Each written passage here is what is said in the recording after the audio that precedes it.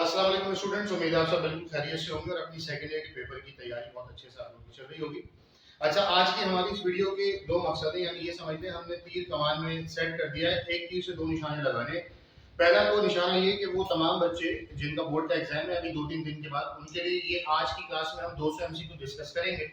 बहुत ज्यादा इंपॉर्टेंट और बहुत ज्यादा स्पेशली एमसीक्यूज हैं। कुछ इसमें आप लोगों के बुक के सवाल हैं 70% के करीब, 30% वो एमसीक्यू है जो कि आप लोगों की बुक के अलावा पास पेपर्स में से हैं, या वो है जो मुख्तलिफ कॉलेजेस के पेपर्स में पूछे गए हैं। साथ ही साथ ये वो एमसीक्यू है जो कि आप लोगों के बोर्ड एग्जाम के साथ एनडी का राउंड जब आप लोगों के एग्जाम के बाद होगा तो उसमें बहुत ज्यादा काम आप लोगों के आएंगे।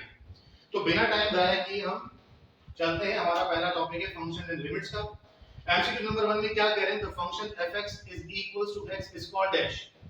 जब भी कभी किसी भी फंक्शन का इमेज x हो, यानी किसी भी फंक्शन का इमेज वैसा ही रहे जैसा कि फंक्शन है। फॉर एग्जांपल, ये एक इसकी स्टैंडर्ड पोजीशन है कि कोई भी फंक्शन अगर हमारे पास ऐसा हो जो यहाँ पर लिखा हुआ एज इट इज हमारे पास यहाँ पर रहे। मिसाल के तौर पर कहीं पे लिखा हुआ है ऐसे f of 2 is 2, यानी जो यहाँ पर फंक्शन में वैल्यू है वही इसकी इमेज हो। f of 1 is equals to 1, f of 3 is equals to 3, तो हमारे पास फंक्शन क्या कहलाता है बेटा, आइडेंटिटी फंक्शन। क्या कहलाता है हमारे पास, आइडेंटिटी फंक्शन। वैसे हम ऐसे फंक्शंस को लीनियर फंक्शंस कहते हैं। लीनियर फंक्शंस क्या होते हैं वो जरा देखते हैं। मिसाल के तौर पर हमारे पास कहीं पे लिखा हुआ है f of x is equals to ax plus b। जब भी कभी हमें फंक्शन का नेचर चूज करना होता है तो हम a की जगह पे 1 पुट करते हैं, b की जगह पे 0 पुट कर देते हैं। तो ये फंक्शन हमारे पास क्या बन जाएगा, fx is equals to a into 1 1 into x, और b की जगह पर क्या हो जाएगा 0। तो fx की वैल्यू हमारे पास क्या आ गई, x। ये फंक्शन हमारे पास लीनियर फंक्शन है। जब इस फंक्शन को सॉल्व करने के बाद ऐसी कंडीशन बन जाए तो उसे कहते हैं बेटा आइडेंटिटी फंक्शन।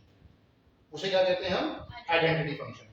इसके अलावा दो तरीके के और फंक्शन हो सकते हैं। फॉर एग्जांपल ऐसा लिखा हुआ ax² + bx + c, ऐसे फंक्शंस को हम कहते हैं क्वाड्रेटिक फंक्शंस।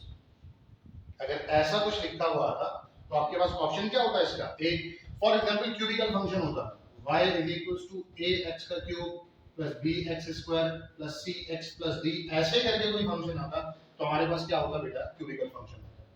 फिलहाल जो हमारा पहला एमसीक्यू है उसका आंसर क्या है हमारे पास, आइडेंटिटी फंक्शन। फिर ये भी प्रॉपर्टी कह रहे हैं x tends to x belongs to the real numbers. अगर हमारे पास ये सारे के सारे एलिमेंट्स x की फैमिली के रियल नंबर से बिलोंग करते हो तो बताएं उसकी स्टेटमेंट कैसे लिखी जा सकती है। तो उसकी स्टेटमेंट होती है, उसकी रेंज या डोमेन समझ लें, -इंफिनिटी से हमेशा कहां तक होगी बेटा, इंफिनिटी तक। हमेशा हमेशा -इंफिनिटी से कहां तक होगी हमारे पास, इंफिनिटी तक। तीसरे एमसीक्यू में क्या कह रहे हैं आपसे कि अगर आपके पास एक सेट ऑफ रियल नंबर्स है, जरा और से देखें हम,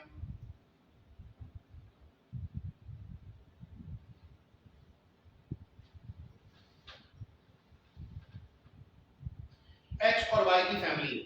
वैसे तो ये जो आपके पास एमसीक्यू दिया हुआ है चारों में से कोई भी आंसर दुरुस्त नहीं है, लेकिन किताब में लिखा हुआ है set of all real numbers, चारों में से कोई सा भी आंसर दुरुस्त नहीं है। हमारे पास हम क्या कर सकते हैं जरा वो देखिएगा ध्यान से। कह रहे हैं xy belongs to the family of xy all real numbers, तमाम के तमाम रियल नंबर्स है। अगर y की रेंज डिफाइन नहीं होती ना, यानी y की भी रेंज डिफाइन नहीं होती बुक के आंसर के मुताबिक, जो बुक में आंसर आना है, अगर हमारे पास इस y की जगह पर भी रियल नंबर की रेंज होती तो हमारा आंसर ये है। अदरवाइज चारों में से कोई भी आंसर नहीं है। हमारे पास चारों में से कोई सा भी आंसर नहीं है।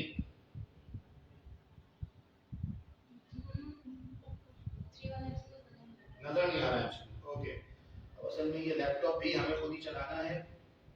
अब सही है, ओके। यहाँ तक का मामला क्लियर हो गया। चौथा फंक्शन, ये हम रेगुलर क्लास के अंदर भी पढ़ चुके हैं कि किसी भी फंक्शन का नेचर क्या होता है।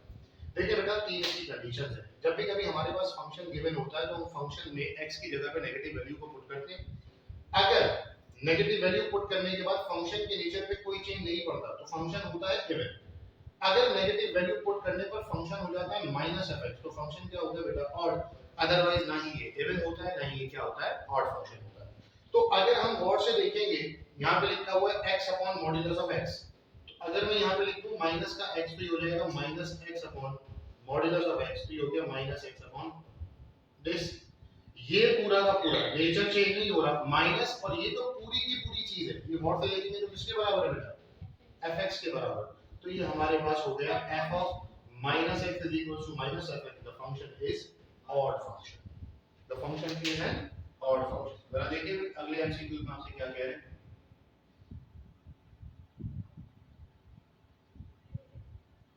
अगर कोई स्टूडेंट इसमें ही हेल्प कर ले, वहां लैपटॉप लेके चला ले, कोई इशू तो नहीं है, जरा देखते हैं ताकि मेरे लिए काम करने में आसानी हो जाएगी, थोड़ा सा काम तेजी से हो जाएगा मेरा। तो हम पहुंच गए कहां तक, एमसीक्यू नंबर 4 तक। 5 वाला एमसीक्यू देखते हैं। क्या लिखा हुआ है, एक फंक्शन है 4 की पावर x, अगर हमें फाइंड करना हो fx+1 माइनस fx, यानी कि ये जो भी फंक्शन है अगर हम x की जगह पर क्या पुट करते हैं यहां पर x+1, मिसाल के तौर पर ये हो जाएगा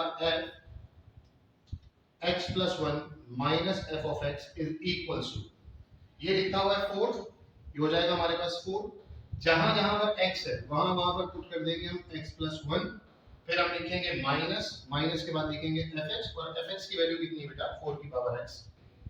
तो अगर मैं इन दोनों में से 4 की पावर x को अलग कर लूं, ऐसा कर लूं इसको, तो कोई मसला, इसका मतलब ये हुआ कि ये जो x+1 है, मैं 4 की पावर x अलग कर सकता हूं, 1 को क्या कर सकता हूं अलग।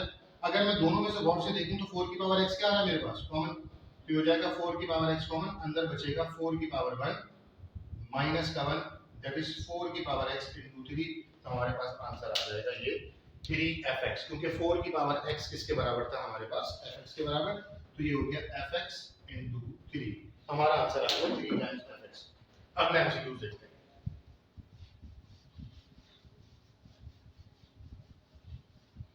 देखिए कह रहे हैं limit of the sequence is this, अगर हमारे पास कोई भी ऐसा फंक्शन कभी लिखा हुआ जाए 1/2 की पावर n, 1/3 की पावर n, 1/5 की पावर n, 1 समथिंग की पावर n, या ऐसा लिखा हुआ है सिर्फ 1/n, इसका मतलब होता है इसकी लिमिट है अप्रोचेस टू इंफिनिटी, और समथिंग अपॉन इंफिनिटी ये हो जाएगा 1/2 की power infinity is equals to 1/इंफिनिटी, दैट इज 0। तो हमारा आंसर क्या आ गया बेटा, इसका 0। ये हम रेगुलर क्लास के अंदर पढ़ चुके हैं कि sin का ax/x, ये जो sin x/x होता है ये हमेशा बराबर होता है किसके, 1 के, और अगर कोई भी एलिमेंट इसके अलावा एडिशनल आ जाए हमारे पास, तो हमारे पास वही का वही आंसर होता है, sin ax/x a बार आ जाएगा, ये हमारा आंसर है। मिसाल के तौर पर कहीं पे लिखा हुआ जाए sin 2x/x, तो हमारा आंसर इसका क्या होगा बेटा, 2।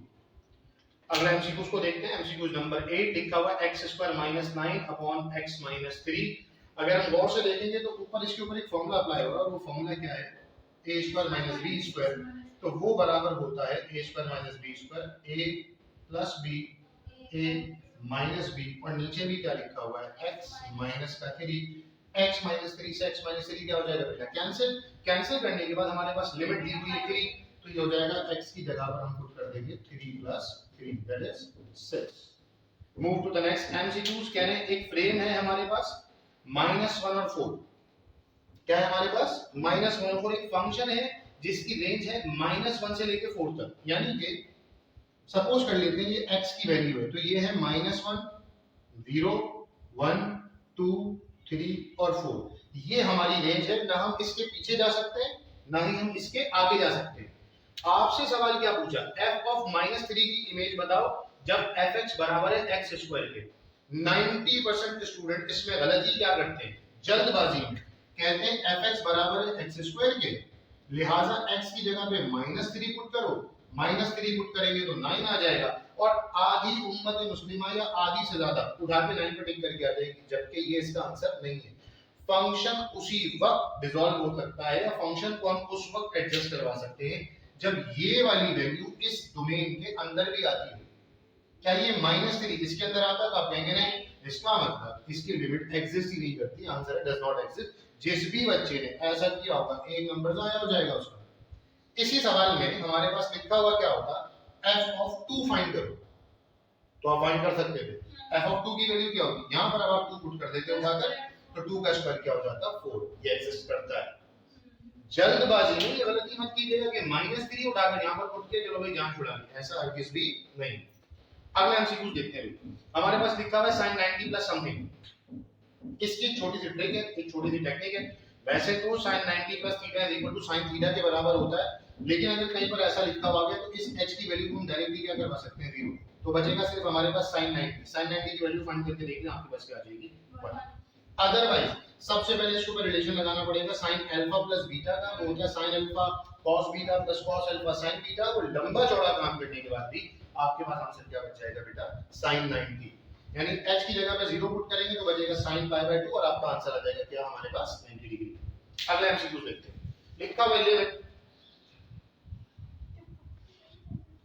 t की पावर -1/x, देखो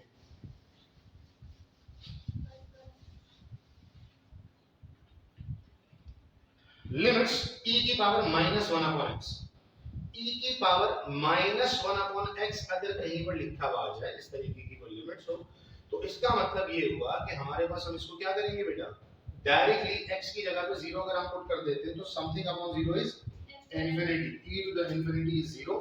ये आपके बुक में एक स्पेसिफिक रिलेशन लिखा हुआ है, e की पावर -1/x का भी 0 है, e की पावर 1/x भी क्या बनता है आपका 0 बनता है। एमसीक्यू नंबर 12 को देखें, कह रहे हैं किसी भी फंक्शन की लिमिट तब सिर्फ और सिर्फ उस वक्त एग्जिस्ट करती है जब उसकी left hand limit right hand limit की क्या आ जाए, बराबर आ जाए। और ऐसा ही होता है एक और चीज, जब लेफ्ट हैंड लिमिट और राइट हैंड लिमिट बराबर होती है तो फंक्शन कंटीन्यूअस भी होता है, अदरवाइज फंक्शन कंटीन्यूअस नहीं होता। अगला एमसीक्यू देखते हैं भाई, कह रहे हैं the limit of this sequence is this. अब देखने में बड़ा अजीब सा, बड़ा भयानक सा सवाल लग रहा है। देखो सबसे पहले तो इसकी थोड़ी सी शक्ल सही करते हैं। मैंने लिखा है इसको 1, ये लिखा हुआ है पाई की पावर -1, तो ये नीचे आकर हो जाएगा 1/पाई, फिर हो जाएगा ये 1/पाई का स्क्वायर, 1/पाई की पावर 3, 1/पाई की पावर 4 एक्सेट्रा। अगर मैं इसकी तरतीब बनाऊं तो ये t1 है, ये t2 है, ये t3 है, ये t4 है और ये क्या t5। पहली टर्म में देखो, अगर मैं गौर से देखूं तो यहां लगा सकता हूं मैं पाई की पावर 0, पाई की पावर 0 इज 1, तो हमारे पास लिखा हुआ है क्या 1। अगर मैं कहीं पर ऐसा लिख लूं 1/पाई की पावर 0 तो इसका मतलब है 1/1 दैट इज 1। आसान भाषा में अगर मैं गौर से देखूं t1 में वैल्यू 0 है, t2 में पावर 1 है, t3 में पावर क्या है 2 है, t4 में पावर क्या है 1, यानी जितनी बेस है टर्म की उससे एक पावर क्या है कम। तो अगर मैं इसकी जनरल टर्म बना लूं a टू द n तो ये बन जाएगा 1/पाई की पावर n-1। यानी जितनी हमारे पास ये टर्म है उससे एक कम उसकी क्या बेटा पावर है। और अगर मैं n की जगह पर सवाल के मुताबिक अगर मैं गौर से देखूं तो अप्रोचेस टू इंफिनिटी तक जा रहा है, तो अगर मैं n की जगह पर इंफिनिटी लिख दूंगा तो ये हो जाएगा 1/पाई की पावर इंफिनिटी दैट इज 1/इंफिनिटी, 1/इंफिनिटी is 0। The correct option is 0। लेकिन इसमें हमसे लिमिट मांगा हुआ है ना, हां लिमिट ही तो हमने फाइंड की है, इसकी जनरल टर्म बनाई बेटा, और जनरल टर्म बनाने के बाद हमने क्या की, इसकी लिमिट फाइंड कर ली। लिमिट फाइंड करने के लिए दो तरीके, या तो पूरा फंक्शन गिवन हो जो कि हमारे पास मौजूद नहीं है, एक सीरीज गिवन है, एक सीक्वेंस गिवन है। सॉरी, जब हमारे पास सीक्वेंस गिवन होती है तो हम उसकी क्या बनाते हैं, जनरल टर्म बनाते हैं, और जनरल टर्म बनाने के बाद हम उसकी लिमिट फाइंड कर लेते हैं। देखिए भाई अगले सवाल में क्या कह रहे हैं आपसे,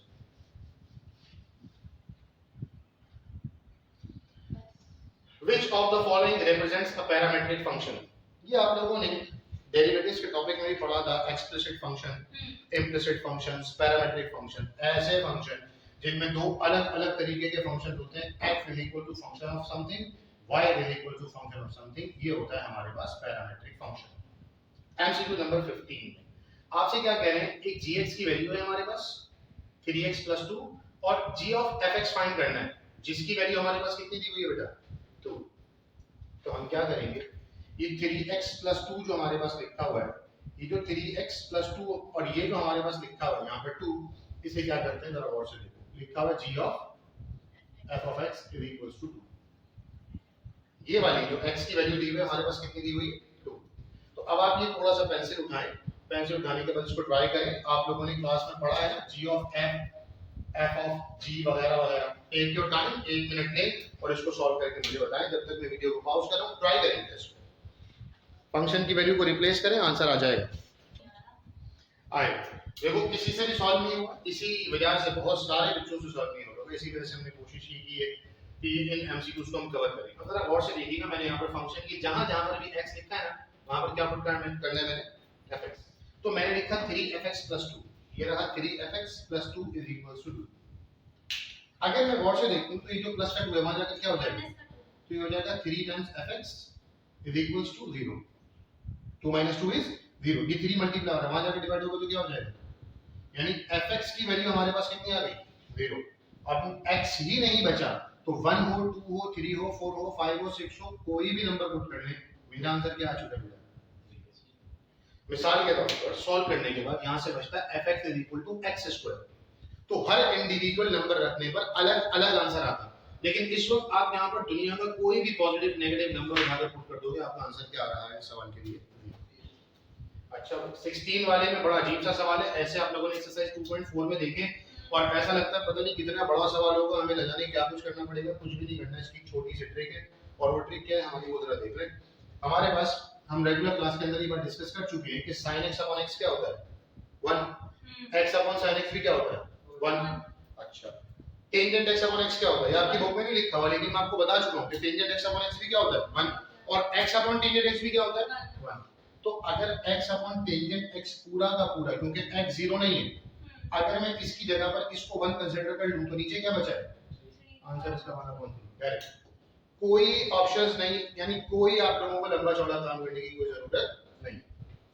अगर एमसीक्यू देखते हैं, डायरेक्ट रिलेशन है आप लोगों के पास, उसमें क्या कह रहे हैं भाई, sin हाइपरबोलिक इनवर्स x। अब ये कुछ एमसीक्यू ऐसे हैं जो कि डायरेक्टली याद करने के, इसका फॉर्मूला होता है sec हाइपरबोलिक इनवर्स x, उसका ऑप्शन है हमारे पास बी।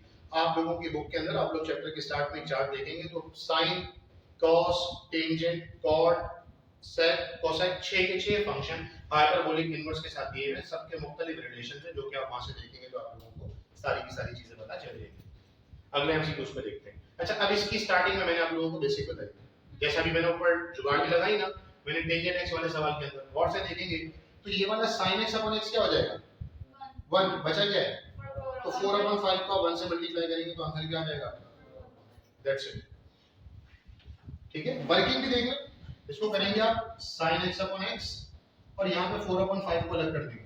क्यों करें बिला वजह इतनी वर्किंग, जब हमें पता है कि जो टर्म यहाँ पर बच जाती है वही हमारा आंसर रहता है, तो वही हमने एलएलबी उठाकर यहाँ पर काम कर लिया। अगले वाले में देखें, ये भी एक प्रॉपर्टी है, 1 plus something upon y is y power 1 plus कोई एक नंबर हो, कोई सा भी एक नंबर, बहुत ध्यान से समझिएगा, बहुत टेक्निकल पॉइंट है, पूरी आधे पौने पेज की वर्किंग है, मैं डायरेक्ट जुगाड़ सिखा रहा हूं। यहाँ पर कोई भी नंबर हो, सपोज कर लेते हैं इसका नाम है n, इसका क्या नाम है n। अगर हमारे पास बेस में y है और यहाँ पावर में y है तो इसका आंसर होता है e की पावर n। डायरेक्ट इसका आंसर क्या रहता है e की पावर n।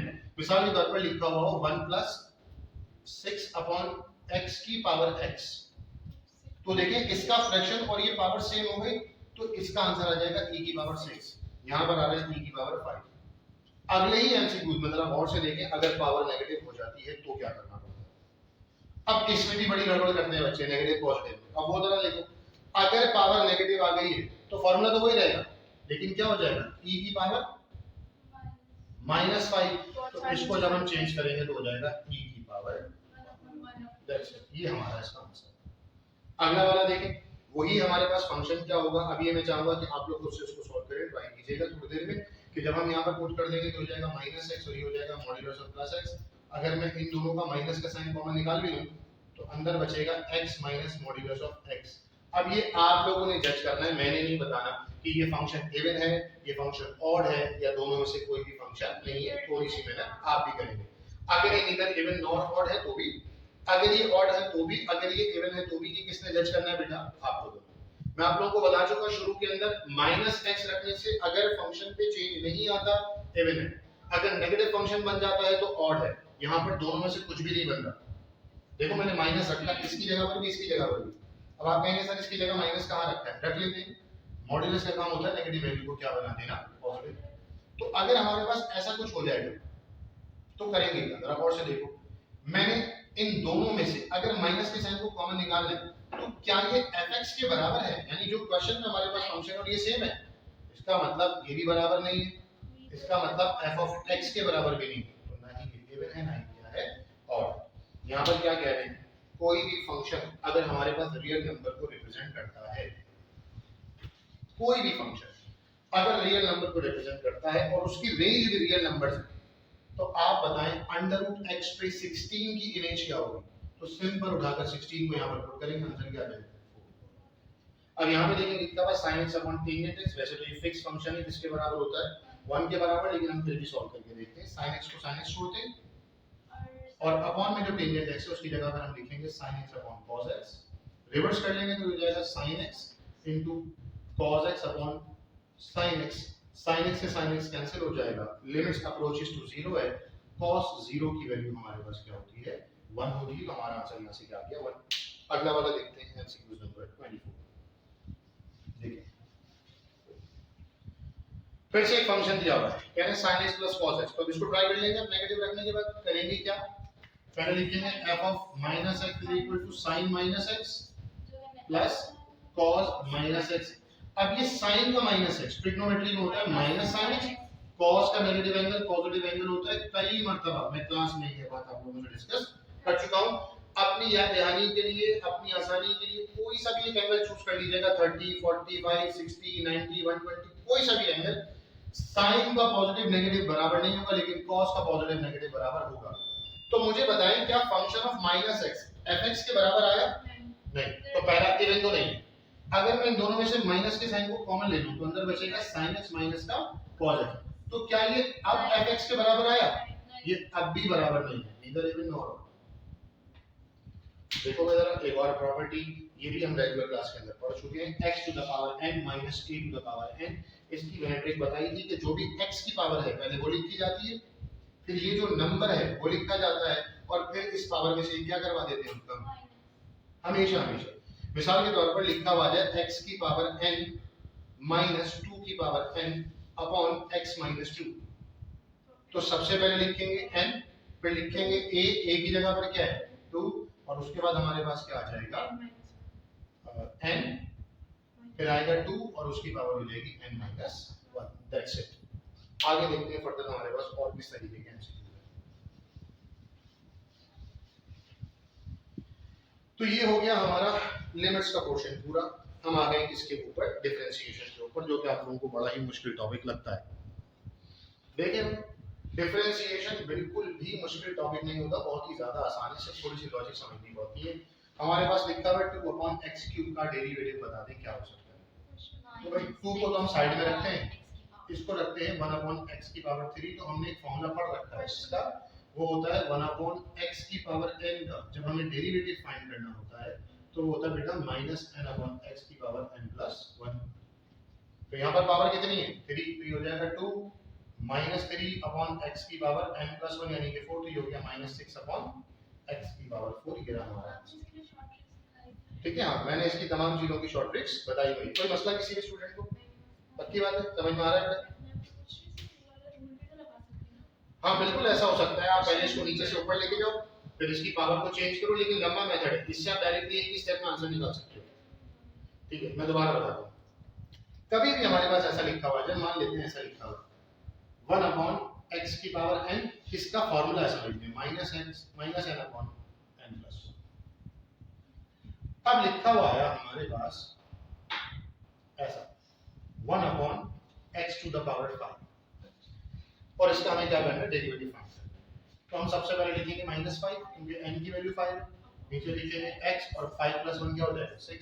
तो अगर इस सवाल को देखें तो इसमें ऊपर 2 था, यहाँ पर भी अगर मैं 2 लगा दूंगा तो मेरे पास बस 2 यहाँ पर पीछे आ जाएगा, ये हो जाएगा माइनस का 10 अपॉन x की पावर 6। ठीक है, यहाँ तक की बात क्लियर है? अगला एमसीक्यू देखते हैं। क्या कह रहे हैं the derivative of this, x का डेरिवेटिव क्या होता है 1 अपॉन 2 रूट x। डायरेक्ट बताया हुआ मैंने 1 अपॉन 2 रूट x। अच्छा अब ये जो है, ये बहुत सारे बच्चे क्या करते हैं सर इसमें u into v का फॉर्मूला लगेगा। भाई u into v का फॉर्मूला नहीं लगना बेटा, कोई प्रोडक्ट रूल नहीं लगना। इस x की पावर 1 है, इस x की पावर 1 अपॉन 2 है, इन दोनों को मर्ज करेंगे तो इसकी पावर हो जाएगी हमारे पास 3 अपॉन 2। क्या हो जाएगी 3 अपॉन 2। तो ये रहा बेटा 3 अपॉन 2, और ये रहा रूट x। बात होता है किसी और ऑप्शन में 3 अपॉन 2 है ही नहीं, तो जब किसी और में 3 अपॉन 2 है ही नहीं तो इसको भी आगे फर्दर सॉल्व करने की कोई जरूरत नहीं। ये आगे हमारा आंसर याद रखेंगे। पहले पावर आती है, फिर फंक्शन लिखते हैं, फिर एक पावर कम कर देते हैं, जैसे इसमें से एक पावर कम करेंगे यानी कि हो जाएगा 3/2 x की पावर 3/2 माइनस 1, तो ये आ जाएगा 3/2 x की पावर 1/4, वो होता है रूट। ये रहा हमारा आंसर। MCQ number 28। देखो हम तेजी से तो नहीं जा रहे बहुत ज्यादा। किसी को कोई सवाल पूछना हो तो भाई हाथ बुलंद करके मुझसे पूछ सकते हैं, और जो बच्चे मेरी वीडियो देखेंगे बाद में तो वो यकीनी तौर पर हाथ बुलंद करके तो नहीं पूछ सकते, मुझसे कमेंट सेक्शन में पूछ सकते होंगे लिख करके फन एमसीक्यूज में जो प्रॉब्लम है। अच्छा, MCQ number 28। Can if ax square plus by square is equals to ab then dy upon dx is। ऐसे फंक्शंस जब कभी आ जाएं कि जहां पर हमारे पास x और y मर्ज हुआ हो, ऐसे फंक्शंस को हम कहते हैं इम्प्लिसिट फंक्शंस। क्या कहते हैं बेटा? Implicit function. डेरिवेटिव लेंगे विद रिस्पेक्ट टू x, तो इसका डेरिवेटिव आ जाएगा 2ax, इसका आ जाएगा 2by dy by dx। Very good. और ये जो ab है इसका कुछ भी नहीं होगा, खत्म, क्योंकि इसमें कोई वेरिएबल नहीं। ये जो टर्म है वहां चली जाएगी तो क्या हो जाएगी? हो जाएगा 2by dy upon dx is equals to minus 2ax। 2 से 2 क्या हुआ? कैंसिल। तो फाइनल आंसर क्या आ गया? minus ax upon dy। हो सकता था आपसे यहाँ पर इस x और y की जगह पर कोई पॉइंट भी दे दिया जाता, बोलते भाई 1 और 2 पुट करो, तो अगर minus ax upon by ये टाइपिंग में कुछ हो गया होगा, हमारा आंसर है ऐसा। करेक्शन कर लीजिएगा, ये हमारा आंसर बिल्कुल भी, ये स्क्रीन पे से मैंने इसको हटा दिया, हमारा आंसर ऐसा बिल्कुल भी नहीं है, हमारा आंसर आ रहा है minus ax upon by। यहाँ तक कोई परेशानी? चलो आगे देखते हैं एमसीक्यू नंबर 29। बड़ा टेक्निकल और बहुत ज्यादा इंपॉर्टेंट है बोर्ड के पेपर के लिए, ऐसा एमसीक्यू आ जाए। फिर से हमारे पास क्या है? Implicit function. अगर ये अंडर रूट हट जाए ना किसी तरीके से, अगर ये वाला अंडर रूट हट जाए किसी तरीके से, तो हमारे लिए काम करना बहुत ज्यादा क्या हो जाएगा? आसान हो जाएगा। अब ये अंडर रूट को हटाने के लिए हम क्या करेंगे बेटा? हम कर लेते हैं देखिए स्क्वायर ऑन बोथ साइड। अगर मैं स्क्वायरिंग ऑन बोथ साइड कर दूं तो ये हो जाएगा y square is equals to, यहां से रूट हट जाएगा, ये हो जाएगा टेंजेंट x माइनस का y। इस माइनस के y को अगर उठाकर वहां पर ले जाए तो ये हो जाएगा y स्क्वायर प्लस का y is equals to tangent x। y square का डेरिवेटिव 2y, y का डेरिवेटिव 1, और दोनों में लगेगा dy by dx।